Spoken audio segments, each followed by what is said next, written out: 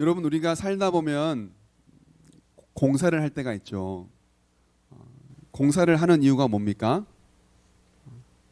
지금보다 더 좋아지려고 우리 공사하지 않습니까? 마찬가지로 우리는 내적 공사를 해야 됩니다. 내 안에 내면을 공사해야 돼요. 그래야 지금보다 더 좋은 나의 내면을 가질 수가 있기 때문에 그렇습니다. 오늘은 바로 그 하나님의 말씀을 나누고자 합니다.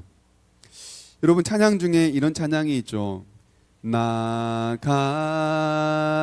같은 죄인 살리신 주 은혜 놀라워 잃었던 생명 찾았고 광명을 얻었네.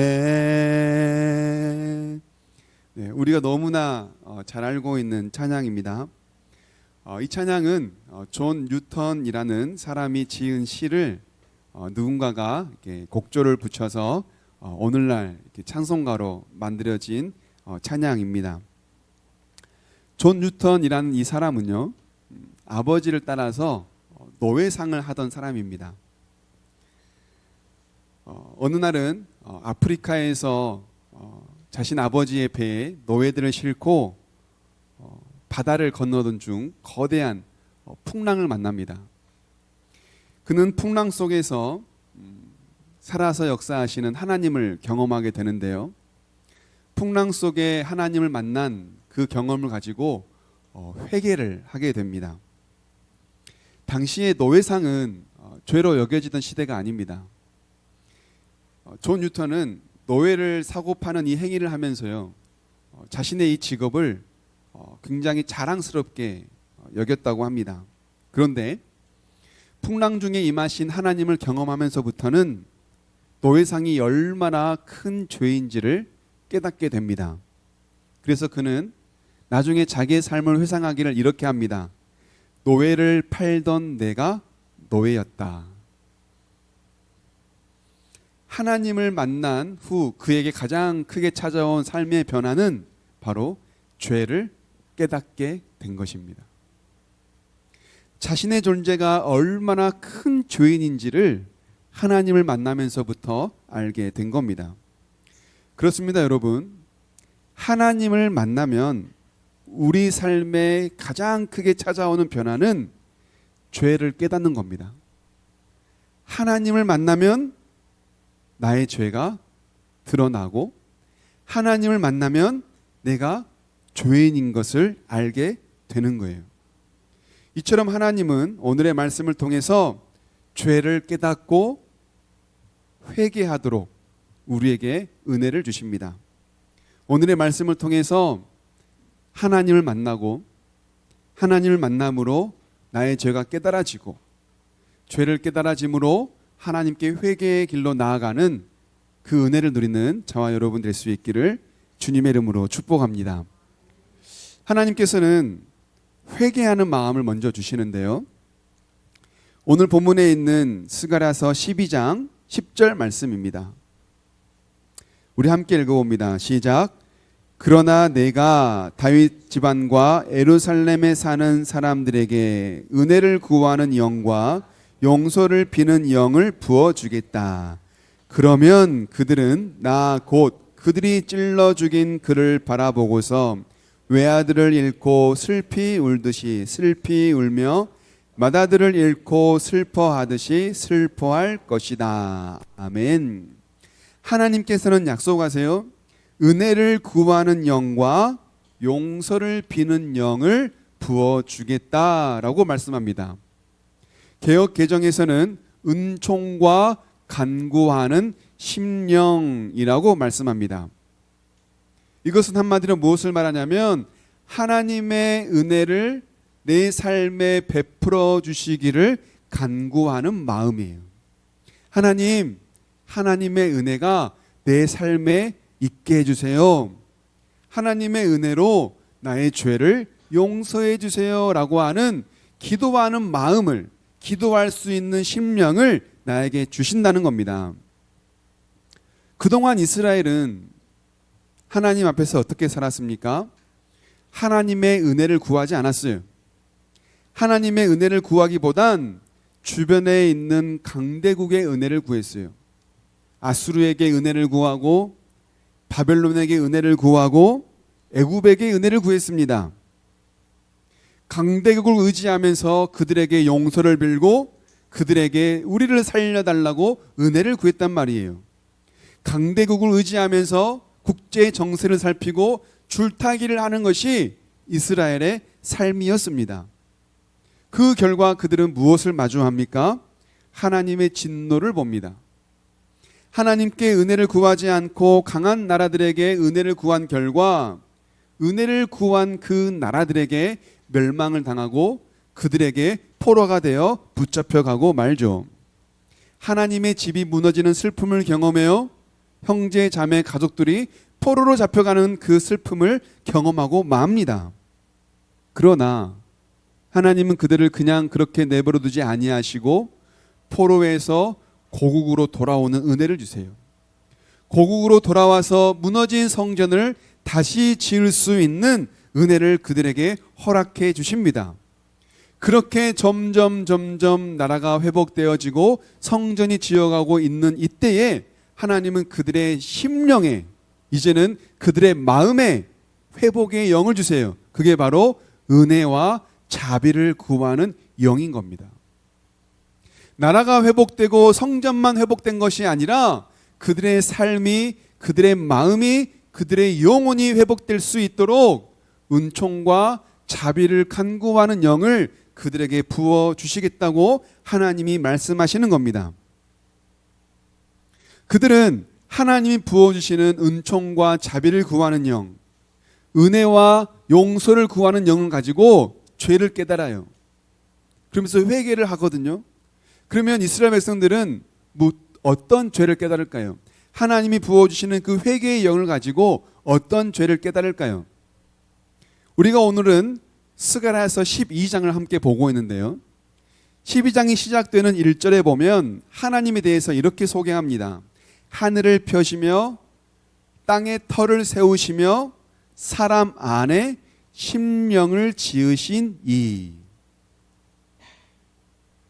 12장의 문맥 속에서 하나님을 먼저 소개할 때에 하나님은 하늘을 펴시며 땅에 터를 세우시며 사람 안에 심령을 지으신 분이라고 하나님에 대해서 먼저 이렇게 말씀해요. 하나님은 어떤 분입니까? 하늘을 펴시고 땅에 터를 세우시는, 즉 하늘과 땅의 창조주, 하늘과 땅의 생명의 주인, 그리고 세상의 모든 사람들의 생명의 주인이라고 말하는 거예요. 하나님은 창조주요, 하나님은 생명의 주인이시다라고 하나님을 말씀하시는 거예요.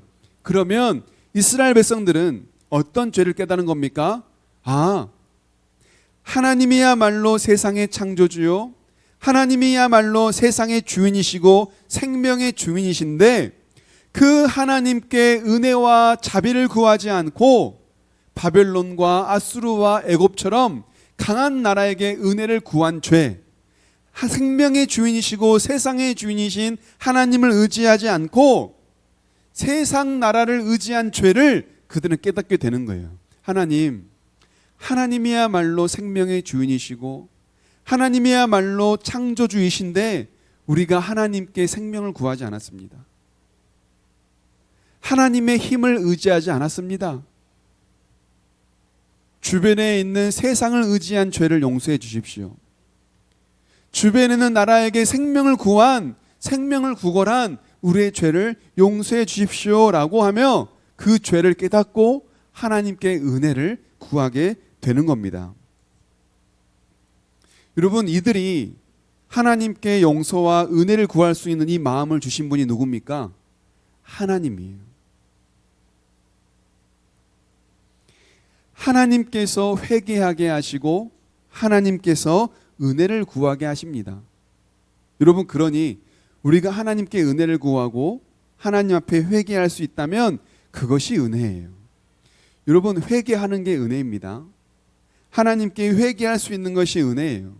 그러므로 우리는 하나님께 구해야 됩니다. 뭘 구해야 돼요? 하나님, 하나님께 은혜와 자비, 용서를 구할 수 있는 심령을 내게 주십시오. 하나님께서 이스라엘 백성들에게 은혜와 자비를 구하는 영을 주신 것처럼 오늘 나에게, 지금 나에게 하나님께 은혜를 구하고 자비를 구할 수 있는 그 심령, 회개하는 심령을 주님 나에게 주십시오라고 하나님께 기도해야 되는 거예요. 여러분, 우리 기도의 내용이 무엇입니까? 우리가 하나님께 간구하는 간구의 내용이 무엇입니까?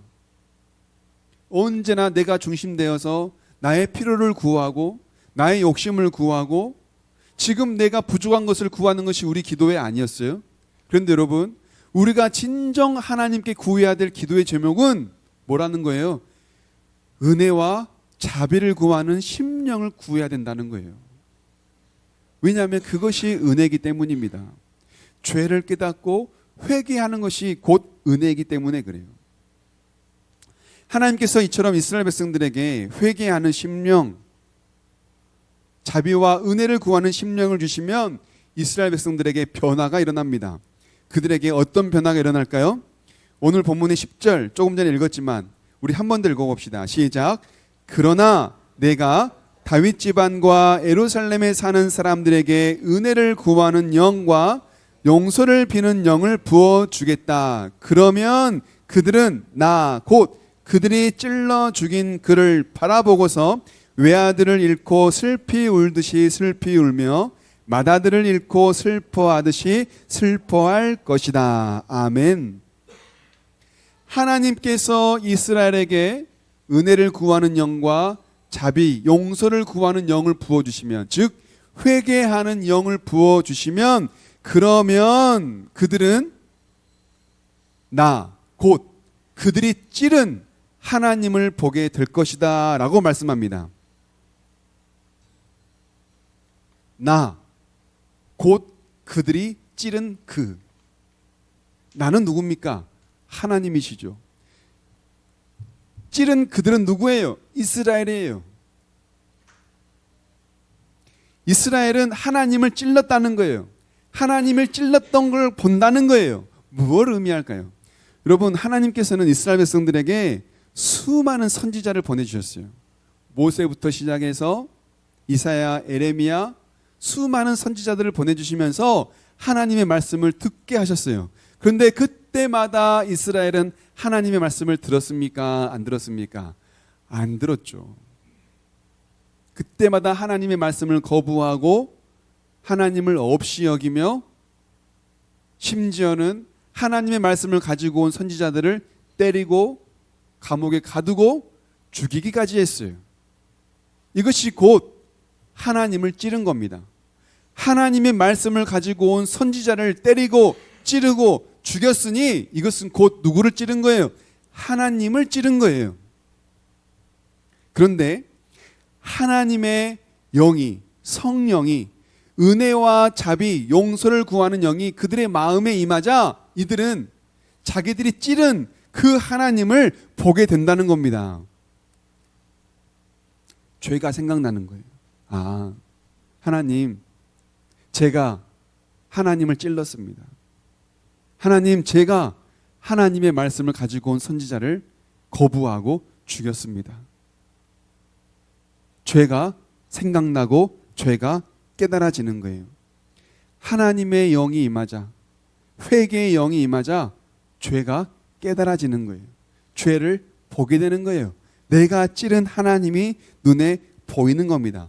그때부터 애통함이 시작돼요. 죄로 인한 슬픔이 찾아옵니다. 그런데 그 슬픔이 얼마나 큽니까? 외아들을 잃은 것처럼 슬프대요. 장자를 잃은 것처럼 슬프대요.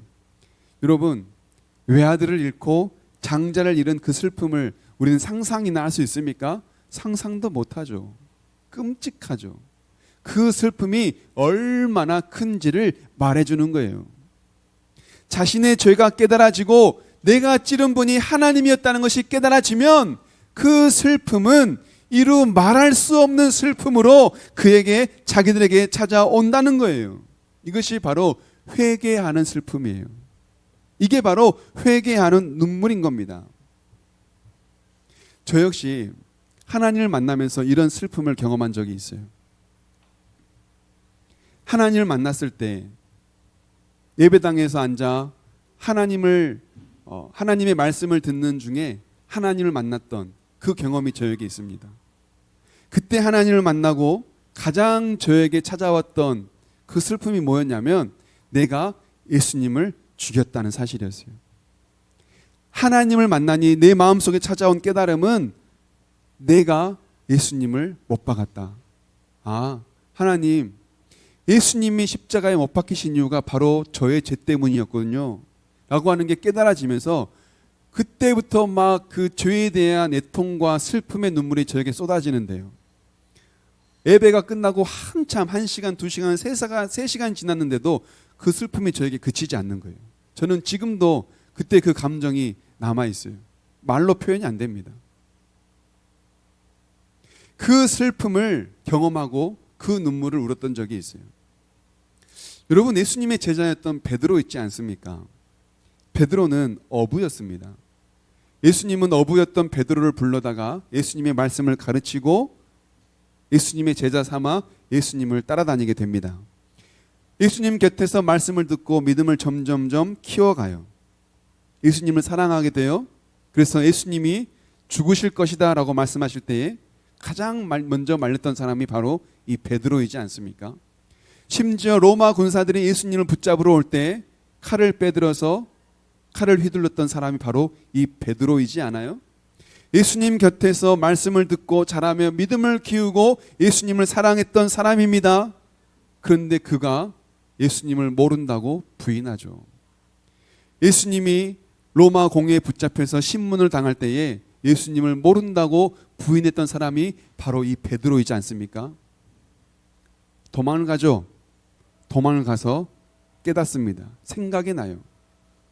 마태복음 26장 75절인데요. 함께 읽어봅니다. 시작. 베드로는 닭이 울기 전에 내가 나를 3번 부인할 것이다 하신 예수의 말씀이 생각나서 바깥으로 나가서 몹시 울었다. 내가 나를 3번 부인할 것이다 라는 예수님의 말씀이 생각난 거예요. 오늘의 말씀으로 보자면 성령님이 그 마음에 들어오신 거예요. 그래서 그 말씀이 생각나요. 어떻게 생각나요? 아, 내가 죄인이구나. 나는 예수님을 사랑한다고 했는데, 나는 예수님이 절대 죽을 수 없다라고 말렸었는데, 예수님을 절대 배신하지 않겠다고 호언장담했는데 내가 예수님을 모른다고 부인했구나. 예수님이 그때 나에게 내가 나를 3번 부인할 것이다 라는 말씀이 바로 이 말씀이었구나. 내가 죄인이구나 라는 게 생각나고 깨달아지는 거예요. 그러자 그가 어떻게 합니까? 몹시 울었다.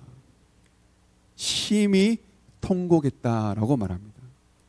그 눈물과 그 슬픔이 얼마나 컸는지 몹시 울었다, 심히 통곡했다라고 말해요.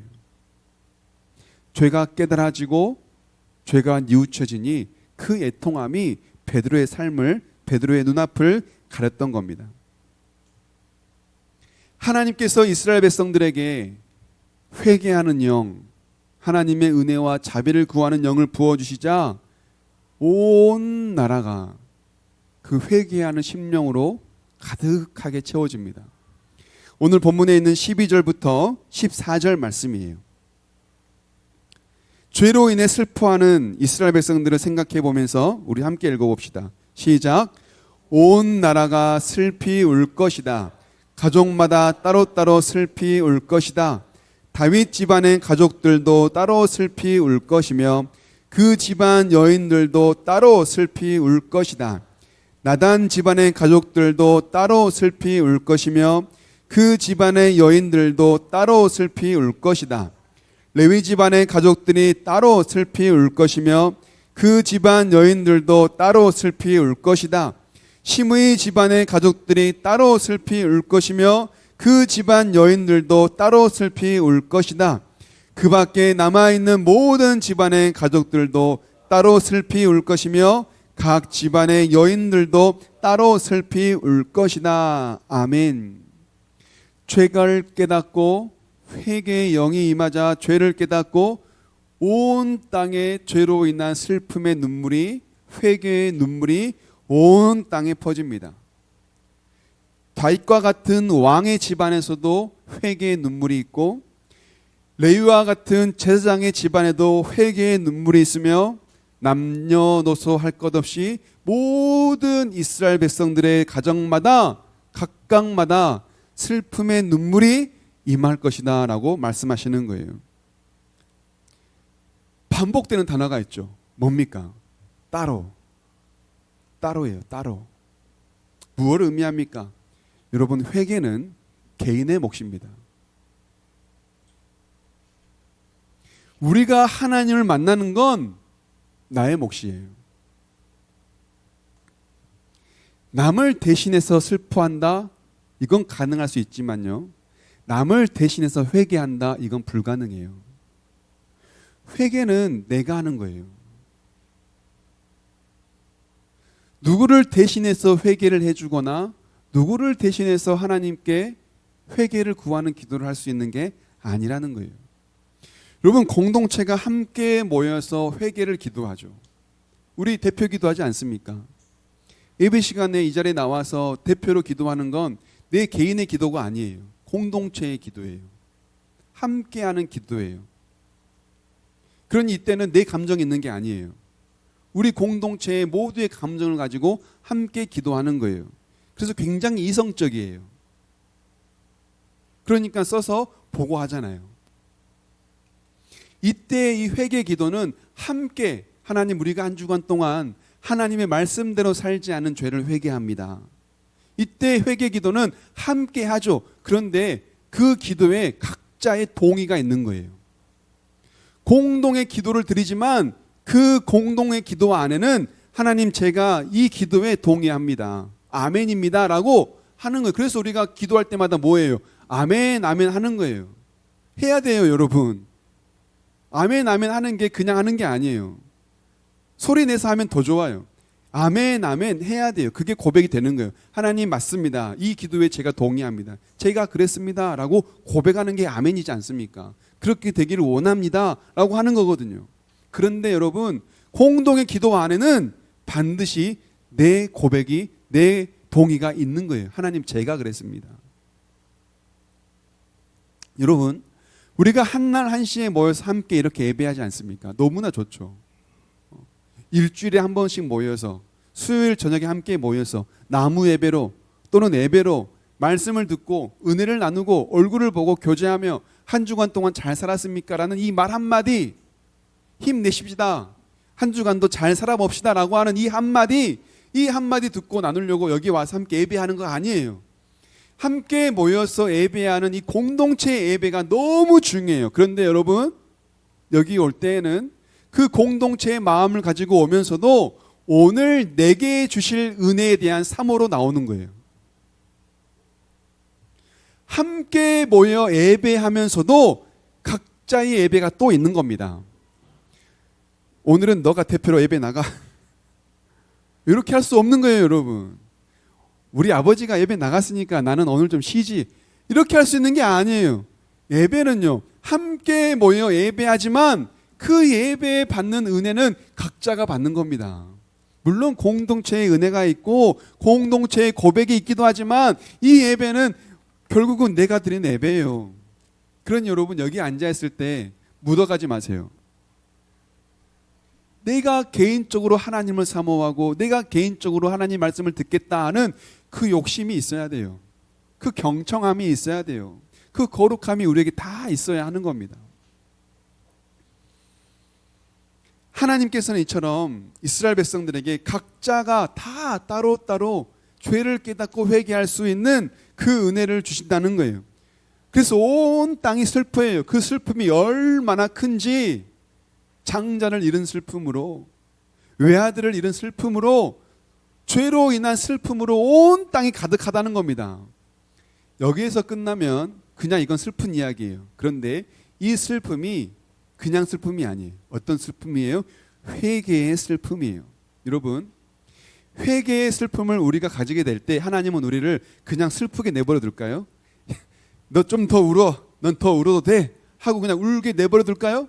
우리가 슬퍼하면 슬퍼하도록 내버려 둘까요? 아니요, 그렇지 않아요. 우리가 회개함으로 슬퍼하면 하나님은 우리의 눈물을 닦아주세요. 우리의 눈물을 그치게 해주세요. 더 이상 슬퍼하지 않도록 그 눈물이 기쁨이 되게 해주세요. 그게 바로 뭡니까? 스가랴서 13장 1절이에요. 우리 함께 읽어봅시다. 시작. 그날이 오면 샘 하나가 터져서 다윗 집안과 예루살렘에 사는 사람들의 죄와 더러움을 씻어 주실 것이다. 아멘. 이게 은혜입니다. 모든 백성들이 슬퍼할 때, 회개의 눈물을 흘릴 때 슬퍼하게 그냥 내버려둔 게 아니라 눈물을 닦아주세요. 어떻게 해요? 샘 하나가 터져서 슬픔의 모든 죄를 깨끗하게 씻어주신다는 거예요. 여기서 말하는 샘, 하나님이 열어주시는 샘은 누구를 의미할까요? 바로 예수 그리스도입니다. 예수님의 십자가의 보혈로, 십자가의 죽음으로 모든 죄를 깨끗하게 씻어주신다는 거예요. 그래서 요한 1서 1장 7절부터 9절까지는 이렇게 말씀합니다. 함께 읽어봅시다. 시작.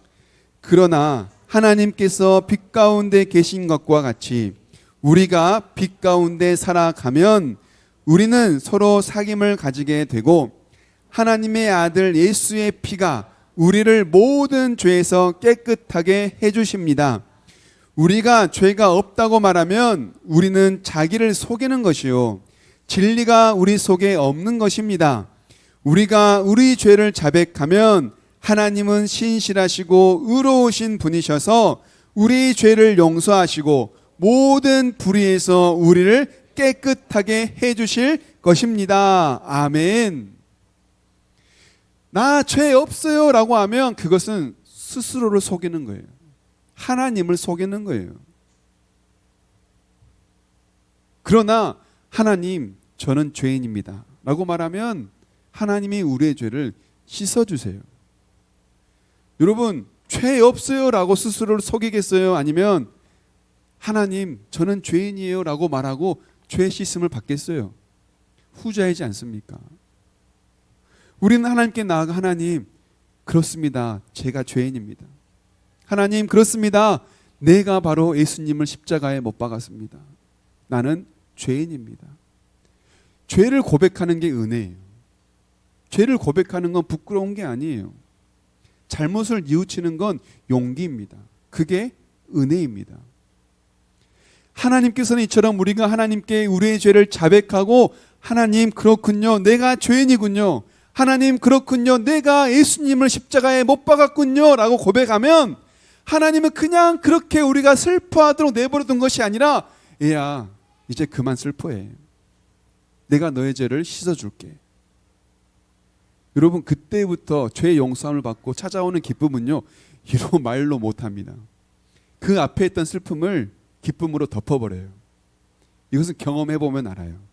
아직 경험해보지 않으신 분들은 경험해볼 수 있기를 주님의 이름으로 축복합니다. 앞에 큰 외아들을 잃고 한 슬픔, 장자를 잃은 슬픔, 그 슬픔은 비교가 안 됩니다. 죄가 용서받은 기쁨은요, 말로 표현이 안 돼요. 그보다 더 큰 기쁨이에요. 하나님은 이 죄를 고백하는 자에게 그 큰 기쁨을 주시기 위해 그 모든 죄를 다 사해 주시는 거예요. 죄가 사해 주시기 위해 무엇을 열어주세요? 샘을 열어주세요. 누구를 보내주세요? 예수님을 보내주신다는 거예요. 여러분, 왜 우리에게 예수님을 보내주십니까? 왜 샘의 문을 열어주십니까? 뭐 때문에요? 우리의 죄를 씻어주심으로 말미암아 하나님과 교제, 사귐을 있게 하려고 그래요. 사귐. 하나님과의 사귐. 하나님과의 사귐을 허락해 주시기 위해 우리의 모든 죄를 씻어 주시고 예수 그리스도의 그 문을 열어 주신다는 거예요. 여러분, 죄가 있으면 하나님과 사귈 수 있나요? 사귈 수가 없어요. 죄가 있으면 하나님 앞에 나아갈 수가 없어요. 그러나 죄인인 우리가 하나님께 나아갈 수 있도록 영원한 대속물 한 번 죽이심으로 모든 죄를 씻는 예수님을 내어주신 거예요. 그 예수님을 통하여 우리는 하나님께 나아가요. 쉽게 말하면 그 예수님을 통해 우리는 하나님께 나아가 하나님과 사귐을 갖는 거예요. 하나님과 이 사귐은요, 죄로 인한 슬픔보다 훨씬 더 큰 기쁨이 있다는 거예요.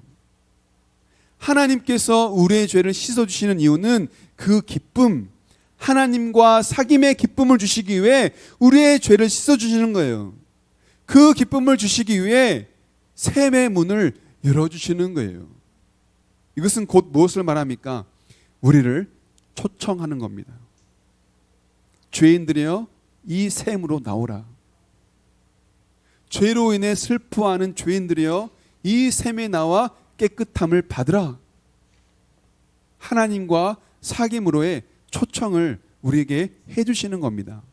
여러분, 그 초대에 아멘으로 응할 수 있기를 원합니다. 하나님의 그 초대에 아멘으로 응하여 하나님과 기쁨의 사귐을 누릴 수 있기를 주님의 이름으로 축복합니다. 말씀을 맺겠습니다. 그동안 우리는 스가랴서를 쭉 묵상했습니다. 주일날, 그리고 수요일날, 그리고 매일매일 깃들 묵상을 통해서 함께 묵상해 왔어요. 스가랴는 누굽니까? 돌아온 포로들이 성전을 다시 지을 때 외적 성전이 아니라 내적 성전을 지을 수 있도록 성전의 본연의 의미와 성전의 참된 의미를 가르쳐준 선지자가 바로 스가랴예요. 성전을 바르게 지을 수 있도록 말씀을 가르친, 말씀을 대언한 사람이 바로 이 스가랴 선지자입니다. 하나님은 이스라엘 백성들에게 이 스가랴를 보내셔서 올바르게 성전을 지을 수 있도록, 너희가 짓는 성전이 뭔지, 왜 성전을 다시 재건하고 있는지를 깨달을 수 있도록 말씀하셨어요. 그게 바로 내적 성전 공사예요. 외적으로만 성전을 재건할 것이 아니라 내적으로 성전을 바르게 지으라고 하나님은 스가랴를 통해서 말씀하시는 겁니다. 그게 바로 오늘 말씀이에요. 뭡니까? 죄를 깨닫도록 성령님을 보내주시고, 성령님을 보내주심으로 죄를 깨달아 애통하고, 그러나 그 애통을 그냥 내버려두지 아니하시고 눈물을 닦아주셔서 그 눈물이 기쁨이 되게 하시고 하나님과 사귈 수 있도록 샘의 문을 열어주신 예수님을 보내주신, 그러므로 말미암아 내적인 성전, 내 내적 공사를 이루어 우리의 신앙을 더 든든하게 세워갈 수 있도록 하나님께서 우리에게 은혜를 주신다는 겁니다. 오늘날 시대는 외관을 중요시 여기는 시대입니다.